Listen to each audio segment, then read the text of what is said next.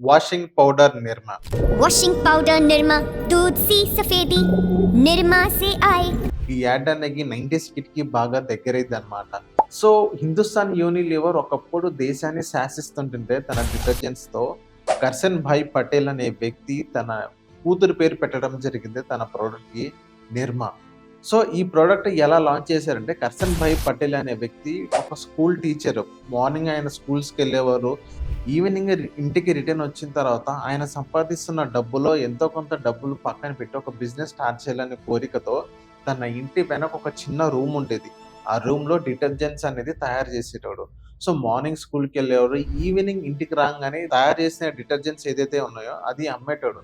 So, చాలామంది ఆయన చూసి నవ్వేవాళ్ళు, హేళన చేసేవాళ్ళు. ఏంటి మనిషి ఇలా అమ్ముతున్నాడని చెప్పేసి. ఈవెన్ ఒక సింగిల్ రూపాయి అంటే రూపాయికి మాత్రమే ఆయన అమ్మేటోడనమాట. సో, అలాగా మెల్లమెల్లగా గ్రాడ్యువల్‌గా ఆయన అమ్ముకుంటూ పోతున్నాడు. ఒకానొక సిట్యుయేషన్స్‌లో నిర్మా పౌడర్ అనేది చాలా బూమ్ అయింది. ఈవెన్ టీవీ యాడ్స్ కూడా ఇస్తున్నారంటే ఆ నిర్మా పౌడర్ అనేది ఎంత దమ్ముంది ప్రొడక్ట్‌లో అనేది మీరు జస్ట్ ఒకసారి ఇమాజిన్ చేసుకోండి.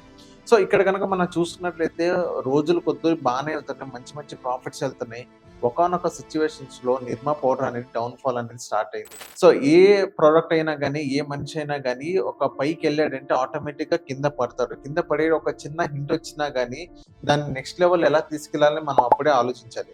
నిర్మా పౌడర్‌లో ఏదో ఒక చిన్న మిస్టేక్ అది చాలా పెద్దకి దారితీసింది. ఎందుకంటే నిర్మా పౌడర్‌లో రోజులు గడిచే కొద్దీ కొత్త కొత్త ప్లేయర్స్ మార్కెట్‌లో ఎంటర్ అవుతున్నారు. ఏరియల్ గాని, వీళ్ళు గాని ఇలాగ చాలా మంది ప్లేయర్స్ అనేది యాడ్ ఆన్ అవుతున్నారు. నిర్మా పౌడర్ అనేది తన ప్రొడక్ట్‌లో ప్రీమియం ప్రొడక్ట్ అలాంటిది ఏం లాంచ్ చేయలేదు. ఉన్న ప్రొడక్ట్‌ని దాన్ని ఓల్డ్ మళ్ళీ మార్కెటింగ్ స్ట్రాటజీతో మళ్ళీ రుద్దుతుంది.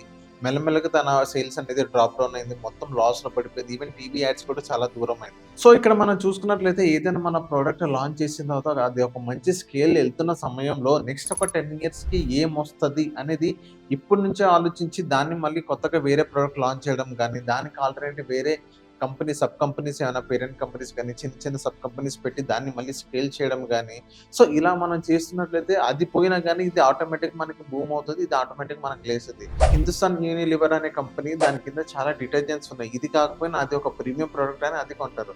సో, నిర్మా వాళ్ళు చేసిన తప్పేంటంటే ఓల్డ్ మార్కెటింగ్ స్ట్రాటజీ యూజ్ చేయడం వల్ల, అదే ప్రొడక్ట్‌ని మళ్ళీ మళ్ళీ దాన్ని రుద్దడం వల్ల, ఇదే టైంలో మార్కెట్‌లో కొత్త ప్లేయర్స్ రావడం వల్ల సేల్స్ మొత్తం డ్రాప్ డౌన్ అయింది. సో, చూద్దాం మళ్ళీ నిర్మా అనేది మళ్ళీ మేము వింటాము, మళ్ళీ యూజ్ చేస్తామనేది.